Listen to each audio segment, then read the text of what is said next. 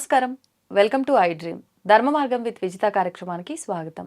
ప్రస్తుతం మనతో పాటు ఉన్నారు ప్రముఖ ఆధ్యాత్మికవేత్త, జ్యోతిష పండితులు సుభాష్ శర్మ గారు. ఇప్పుడు గురుగారితో మాట్లాడి మరిన్ని విషయాలు తెలుసుకుందాం. నమస్కారం గురుగారు. శ్రీమాత్రే నమః అండి.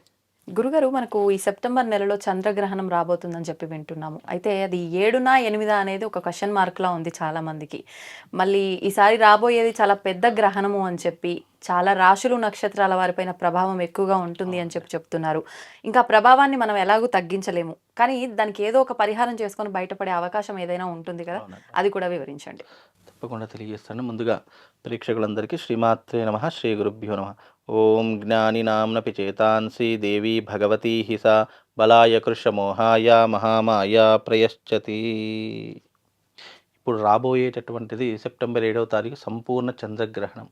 ఇది భారతదేశంలో అంతటా కూడా కనిపిస్తుంది కాబట్టి భారతీయులందరూ కూడా దీని యొక్క నియమాలు, కట్టుబాట్లు అన్నీ కూడా పాటించవలసినటువంటి అవసరం మనకింత మాత్రం ఉంది. హ్మ్.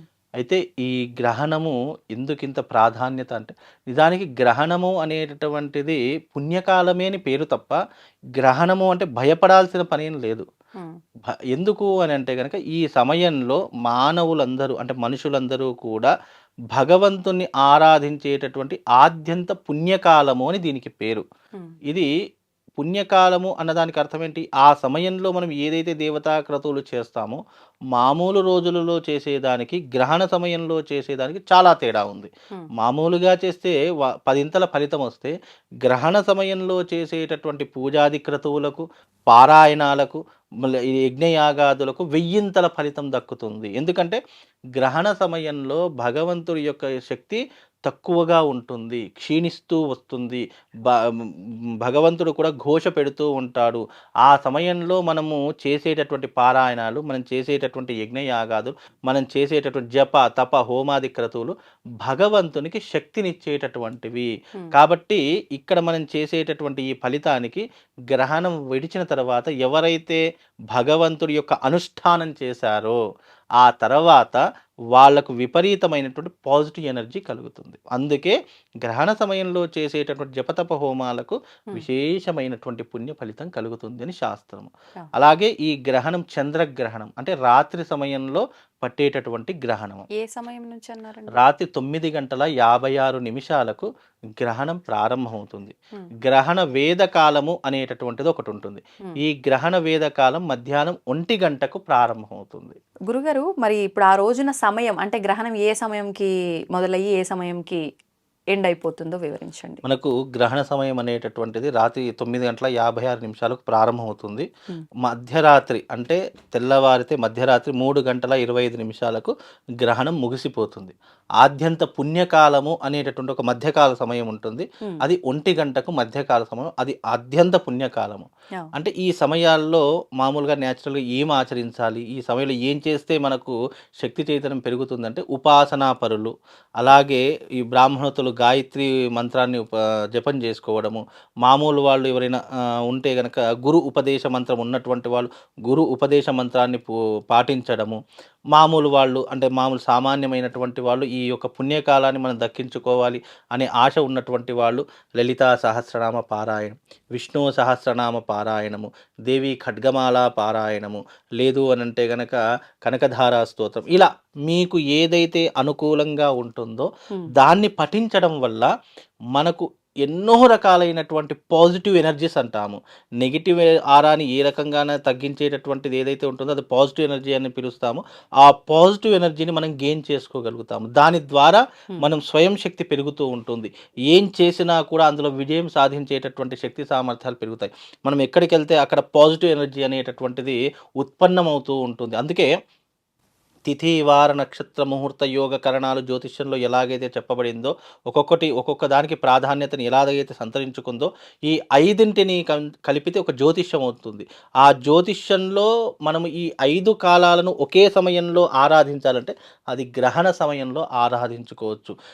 ఆద్యంత పుణ్యకాలంలో చేసే ఏ జపతప హోమాలకైనా రెట్టింపు ఫలితం తప్పకుండా ఉంటుంది. అందులోనూ కొన్ని రాసుల వారికి శుభ ఫలితాలు, కొన్ని రాసుల వారికి అశుభ ఫలితాలు అనేటటువంటివి జ్యోతిష శాస్త్రంలో చెప్పినటువంటి విషయాలు. ఎందుకంటే గ్రహణ సమయం అనేటటువంటిది కొంతమందికి అదృష్టాన్ని కలిగిస్తే మరికొంతమందికి కొన్ని రకాలైన ఇబ్బందులు కలిగిస్తాయని మనకు శాస్త్రం చెప్పినటువంటి అంశం అండి. మరి అంటే ఈసారి ఎటువంటి రాశులపైన, నక్షత్రాలపైన ప్రభావం ఉంది? ఎవరికి మంచి జరగబోతోందంటారు? అయితే ముందుగా ఈ గ్రహణం వల్ల కీడు ఎవరికి జరుగుతుందో చెప్తాను. ఇక మిగతా కీడు ఎవరికైతే జరుగుతుందో వాళ్ళకి కొంచెం బ్యాడ్ పొజిషన్. ఆ! మిగతా వాళ్ళందరికీ కూడా మధ్యమైన ఫలితాలు, మంచి ఫలితాలు అన్నట్టయ్యే అని లెక్క వేసుకోండి మనకు. ఓకే అండి. ముఖ్యంగా ఈ యొక్క గ్రహణం వల్ల 4 రాసుల వారికి, 2 నక్షత్రాల వారికి ఇబ్బందులు కలుగుతాయి. హ్మ్. ఈ యొక్క గ్రహణ సమయం అనేటటువంటిది శతభిష నక్షత్రంలో ప్రారంభమవుతుంది. హ్మ్. పూర్వాభాద్ర నక్షత్రంలో అంతమవుతుంది. శతభిష నక్షత్రంను ఈ యొక్క కుంభరాశిలో గ్రహణం ఏర్పడుతుంది. ఆ! కుంభరాశికి కుంభరాశిలో ఏర్పడుతుంది కాబట్టి కుంభరాశి వారు ఈ గ్రహణాన్ని చూడకూడదు. కుంభరాశి వారికి కీడు ఏర్పడుతుంది. హుహు. అలాగే మేషరాశి వారికి, వృషభ రాశి వారికి, మిథున రాశి వారికి ఈ 4 రాసుల వారికి శతభిష నక్షత్రము, పూర్వాభాద్ర నక్షత్రం ఈ 2 నక్షత్రాల వారికి అశుభము. కనుక ఈ 4 రాసుల వాళ్ళు, ఈ 2 నక్షత్రాల వాళ్ళు తప్పకుండా దానికి పరిహారం చేయించుకోవాలి. ఆ! ఏ రకమైనటువంటి పరిహారము అని అంటే గనక మీరు ఇంట్లో కూర్చుండి పారాయణం చేసుకోవడము, లేదా ఎక్కడైనా ఈ గ్రహణ సమయంలో చాలా చోట్ల యజ్ఞయాగాదులు నిర్వహిస్తారు. బ్రాహ్మణులు గాని లేదా తాంత్రిక విధానంలో ఉన్నటువంటి వాళ్ళు గాని యజ్ఞయాగాదులు నిర్వహిస్తారు. హ్మ్. మీకు వీలైతే అరిష్ట నివారణ తంత్రయాగం చేసుకోండి. గ్రహణ సమయంలో అరిష్టములు పోవడానికి, మనకున్నటువంటి పుణ్య ఫలితాన్ని పెంచుకోవడానికి ఈ గ్రహణ సమయం చాలా ఉపయోగపడుతుంది. కనుక వీలైతే ఈ నక్షత్రాల వాళ్ళు, ఈ రాసుల వాళ్ళు అరిష్ట నివారణ తంత్రం చేసుకోండి. కొంతవరకు మీకు శుభ ఫలితాలు వచ్చేటటువంటి అవకాశం ఉంటుంది. ఈ ఓకే. 4 రాసుల వారికి అశుభం, మిగతా అన్ని రాసుల వారికి శుభ ఫలితాలు, మధ్యమ ఫలితాలు ఉన్నాయండి. మిగతా ఎప్పటి ఏమిటో వరకు ఈ ప్రభావాలు ఉంటాయంటారు గ్రహణం తర్వాత? గ్రహణం తర్వాత అనేసరికి ఈ గ్రహణం యొక్క ప్రభావము 15 రోజుల లోపల గాని, హుహు. లేదా 45 రోజుల లోపల గాని దీని ప్రభావం అనేటటువంటిది మనిషి మీద పడేటటువంటి అవకాశం ఉంటుంది. మాక్సిమం హ్మ్. గ్రహణం విడిచిన తర్వాత పట్టు స్నానం, విడుపు స్నానం చేసిన తర్వాత గ్రహణం అయిపోతుంది. ఇది మధ్యరాత్రి ఆ సమయంలో అందరూ పడుకొని ఉంటారు అవును. కాబట్టి తెల్లవారితే వీలైనంత వరకు చంద్రుడి ప్రతిమ, హ్మ్. అలాగే నెయ్యి, ఒక సర్పం యొక్క ప్రతిమ, ఈ 3 ప్రతిమలను నెయ్యిలో పెట్టేసి హ్మ్. రాగి పాత్రలో నెయ్యి పోసి ఈ 3 ప్రతిమలు దాంట్లో పెట్టేసి, ఇప్పుడు 3 ప్రతిమలు ఏంటి, సర్పము, చంద్రుడు, సర్పము, చంద్రుడు, ఈ 2 ప్రతిమలు రాగి పాత్ర, రాగి పాత్ర. ఈ 3 కూడా తీసుకొని దాంట్లో నెయ్యి పోసి బ్రాహ్మడికి స్వయం పాక దానంతో సహా ఈ యొక్క దానం ఇవ్వడం వల్ల గ్రహణ దోషం తొలగిపోతుంది అని శాస్త్రము. మరుసటి రోజు. మరుసటి రోజు తప్పకుండా ఈ రాసుల వాళ్ళు, ఈ నక్షత్ర వాళ్ళు మీకు దగ్గరలో ఉన్నటువంటి ఆలయంలోకి వెళ్ళి అక్కడ మళ్ళీ దానం అర్చకులకే చేయాలి. మళ్ళీ ఇదొకటి గూడా విన్నానండి. ఇప్పుడు మీరు చెప్పిన ఈ రాగి పాత్ర, ఈ ప్రతిమలేవైతే ఉన్నాయో, ఇవి మనం గ్రహణం పట్టక ముందే ప్రిపేర్ చేసి పెట్టుకొని ఉంచాలి కొత్త అనన్నారు. వాటికి తప్పు లేదండి. ఆ! కొత్త వాటికి తప్పు లేదు. అలాగే ఈ గ్రహణ సమయంలో తప్పకుండా గర్భిణీ స్త్రీలు నియమాలు పాటించాలి. ఎందుకంటే హ్మ్. మెయిన్ వాళ్ళ మీద ఎఫెక్ట్ పడుతుంది కాబట్టి గర్భిణీ స్త్రీలు నియమం పాటించండి. మామూలుగా తినేటటువంటి విషయాలు, ఆహార పదార్థాలు తినేటటువంటి విషయంలో ఆరోగ్యం బాగుండి, హ్మ్. అన్నీ బాగుండి ఉన్నటువంటి వాళ్ళు మధ్యాహ్నం 1 గంట వరకు, అంటే ఆరోగ్యం బాగుండి అనుష్ఠానం చేసేవాళ్ళు కొంతమంది ఉంటారు. అవును. దేవతార్చనలు, అనుష్ఠానం చేసేటటువంటి వాళ్ళు, మంత్రజపం చేసేటటువంటి వారు మధ్యాహ్నం 1 గంట వరకు భోజనాలు చేసేసుకోవాలి. హ్మ్. మళ్ళీ 1 గంట దాటితే ఎలాంటి భోజనాలు చేయకూడదు అని శాస్త్రం. ఓకే. ముఖ్యంగా ఆరోగ్యం సహకరించకుండా హ్మ్. మందులు, మాకుల మీద ఉండేటటువంటి వారు, హ్మ్. బీపీలు, షుగర్లు, థైరాయిడ్ ఇలాంటి కొన్ని ఇబ్బందులు ఉన్నటువంటి వారు, ముఖ్యంగా గర్భిణీ స్త్రీలు, వీళ్ళు 5 గంటల సమయం వరకు ఏదైనా తినవచ్చు. వాళ్ళకి సాయంకాలం. ఎగ్జామ్షన్ కాబట్టి వాళ్ళకు ఏమీ ఇబ్బంది ఏం లేదు. హ్మ్. మధ్యలో దాహం వేసింది, అయ్యో గ్రహణ సమయంలో నీళ్ళైనా తాగొచ్చేమో అని అనుకుంటారు. హ్మ్. నిజానికి నీళ్ళు కూడా తాగకూడదు. ఒకవేళ తాగాల్సి ఉంటే గనక దాంట్లో తులసీ దళం వేసుకొని ఆ నీళ్ళని తాగండి. దానికి దోషం ఉండదు. హ్మ్. కాబట్టి మీరు ఒక బాటిల్‌లో గాని, నీటి బిందెలో గాని తులసి దళం వేసుకోండి. ఒకవేళ దాహం వేస్తే ఆ నీళ్లు తాగొచ్చు. దానికి దోషం లేదు. మరిప్పుడు చిన్న పిల్లలు అంటే పసిపిల్లలు ఫీడింగ్ బేబీస్ ఉంటే వాళ్ళకేముండదండి. వాళ్ళకేం వర్తించదు. వాళ్ళకసలు ఏమీ వర్తించదు. ఓకే. 5 సంవత్సరాల బిలో ఉన్నటువంటి పిల్లలకు హ్మ్. గ్రహణ దోషం ఏది వర్తించదు. వాళ్ళు యాజ్ ఇట్ ఈస్‌గా పాలు తీసుకోవచ్చు. లేదు అంటే మామూలు పడుకుంటే గనక వదిలేయొచ్చు. మిగతా వాళ్ళకి అసలు గ్రహణ దోషం అనేటటువంటిది ఉండదండి. పెద్దవాళ్ళకు. ఎందుకంటే చిన్నపిల్లలు దేవుడితో సమానం. వాళ్ళకును అంటే జ్యోతిష్యము కూడా వర్తించదు కాబట్టి గ్రహణ దోషం కూడా వర్తించదు. హ్మ్. కాబట్టి 5 సంవత్సరాలలోపు పిల్లలకి ఎలాంటి ఇబ్బంది 5 సంవత్సరాలు దాటితే గనక వాళ్ళకి 5 గంటల వరకు ఎగ్జంక్షన్ ఉంటుంది. కాబట్టి వాళ్ళకి పెద్ద ఇబ్బందేం లేదు. కాబట్టి ఈ నియమాలు పాటించుకోవాలండి. గురుగారు మనకి ఈ భాద్రపద మాసంలో పౌర్ణమి నుంచి పితృపక్షాలు అని చెప్పి, మహాలయ పక్షాలు అని చెప్పి, పితృదేవతలకు మనం ఏదైనా కృతజ్ఞత తెలుపుకునే విధానం ఉంటే ఆచరించే ఈ రోజులు వస్తూ ఉన్నాయి. అవును. మరి ఆ రోజుల్లో మనం పితృదేవతలకి ఏ రకంగా ఆరాధన చేయాలి? ఈ మధ్య కాలంలో వింటున్నాము దేవతలకు సమానంగా పితృదేవతలు కూడా. ఇంకా ఏమన్నా అంటే దేవతలన్నా చిన్న చిన్న దానికి అనుగ్రహిస్తారేమో, మన పైన కోపం తెచ్చుకోరేమో గానీ పితృదేవతల విషయంలో నెగ్లెక్ట్ చేస్తే మాత్రం అది శాపంగా మారుతుంది. అవును. ఇలా చెప్తూ ఉన్నారు. అవును. మరి అటువంటి శాపాలకు గురి కాకుండా వాళ్ళకి ఈ రోజుల్లో ఏం చెయ్యొచ్చు? మనకు భాద్రపద మాసంలో పౌర్ణమి నుండి అమావాస్య వరకు పితృపక్షములు అంటారు. అంటే పితృదేవతలకు సంబంధించినటువంటి మాసం. హ్మ్. అయితే ఈ పితృపక్షాలలో ఆచరించేటటువంటి వ్యవహారాదులు పితృదేవతలకు శ్రాద్ధ కర్మలు ఆచరించడము. అలాగే ఈ సంవత్సర కాలంలో గాని, లేదా గతించిన సంవత్సర కాలంలో గాని పితృదేవతలకు అర్ఘ్యప్రదానాదులు చేయడము.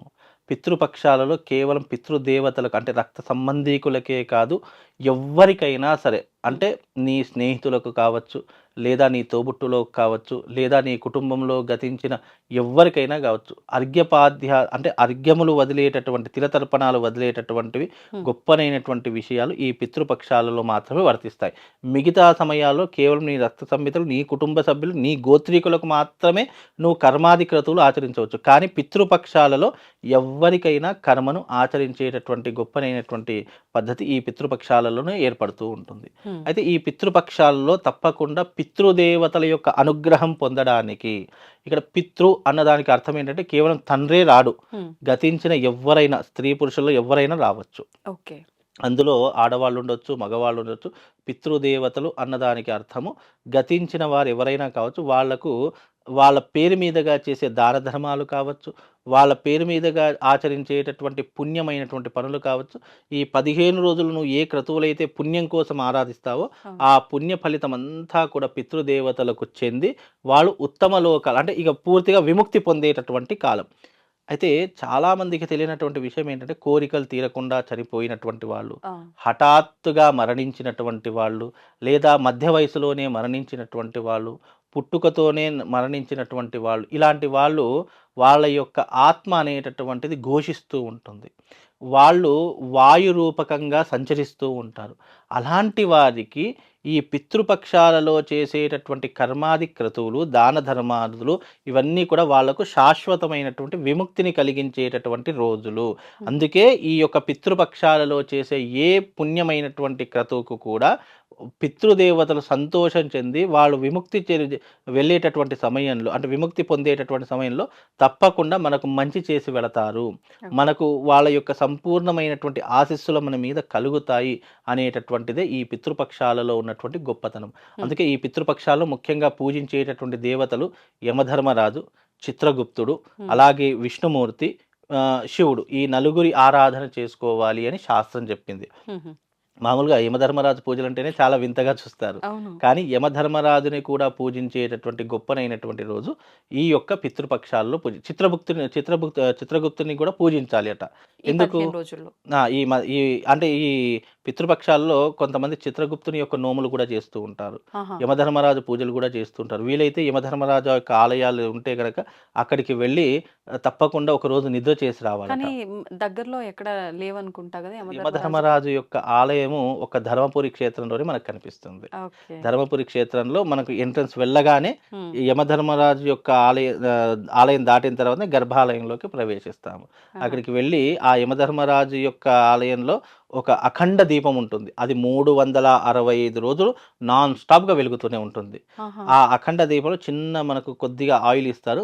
దాంట్లో పోస్తే మనకు కొన్ని పాపాలు తగ్గిస్తాడు అని ఇక్కడ శాస్త్రవచనమట. కానీ మామూలుగా యమధర్మరాజు అంటే ప్రాణాలు తీసుకెళ్ళే అతను మాత్రమే అనే భావనలో ఉంటాం కాబట్టి, అవును. ఆయన ఆలయానికి నార్మల్‌గా గూడా వెళ్ళొచ్చా? అయ్యో! వెళ్ళినా తప్పకుండా. పూజించొచ్చా?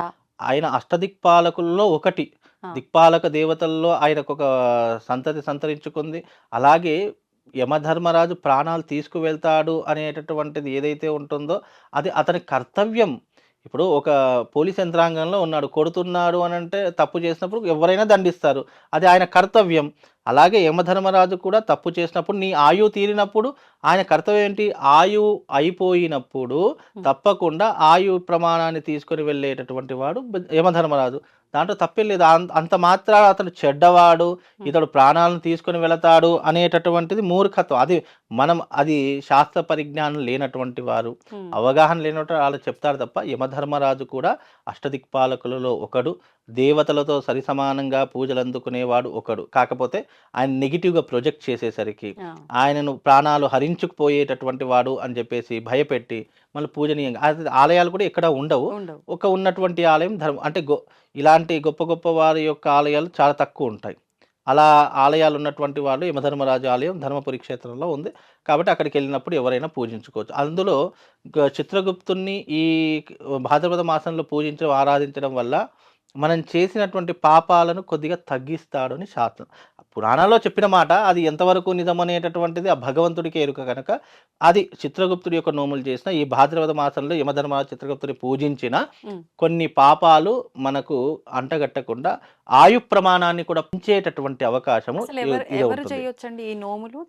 ఎవరైనా చేసుకోవచ్చు.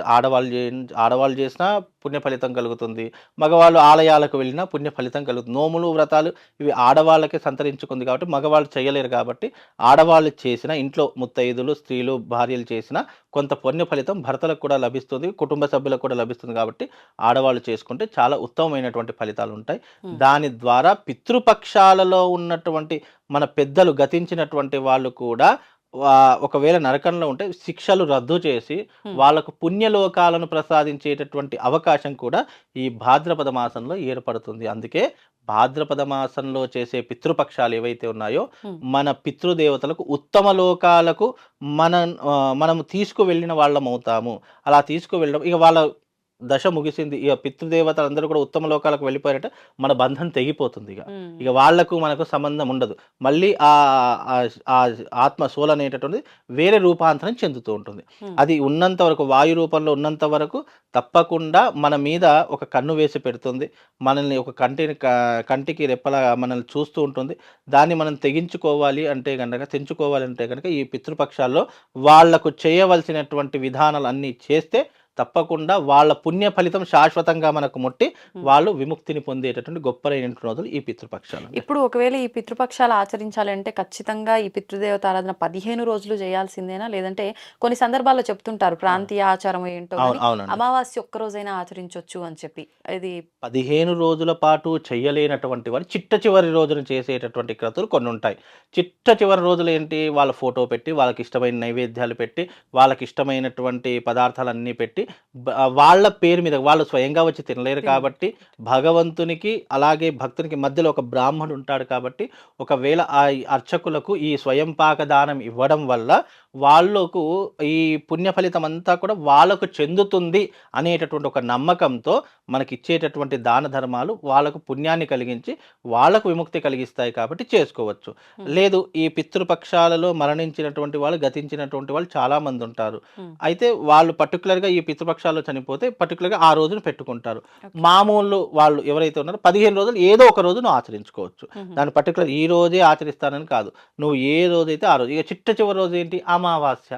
కాబట్టి ఈ 15 రోజులు కుదరకపోతే చిట్ట చివరి రోజు అమావాస్య రోజు అయినా సరే నువ్వు పితృదేవతలకు సమర్పించేటటువంటి వస్తువులన్నీ కూడా బ్రాహ్మణ సమర్పించడం, దానం ఇవ్వడం ద్వారా ఆ పుణ్య ఫలితం పితృదేవతలకు ముట్టి వాళ్ళు ఉత్తమ లోకాలకు వెళ్ళిపోయేటటువంటి అవకాశం ఏర్పడుతుంది. కాబట్టి ఈ దాన ధర్మాలు చేయమని చెప్పి శాస్త్రం చెప్తుందండి. ధన్యవాదాలు గురువు. Shriman. And for more videos, please subscribe to iDream. Please subscribe to iDream. Please subscribe iDream. And please subscribe to iDream. For more videos, subscribe to iDream. please like, share and subscribe to the channel. Congratulations, iDream. Subscribe to iDream. Subscribe to iDream. So subscribe to iDream Media. iDream ki iDream team andarki huge congratulations. Please subscribe iDream Media. Please subscribe to iDream. Subscribe iDream. Please subscribe to iDream. iDream అంటే నా కళల ఛానల్ను subscribe చేసుకున్నారు, నోరు తిరుగుతలేదు, మీరైతే గంట గుర్తు కొట్టండి. For more such videos, please subscribe to iDream. Subscribe to iDream. Please subscribe to iDream. Please subscribe iDream Media. Please do subscribe to iDream. Please subscribe to iDream Media. For best entertainment and information, please subscribe iDream. And don't forget to subscribe to iDream.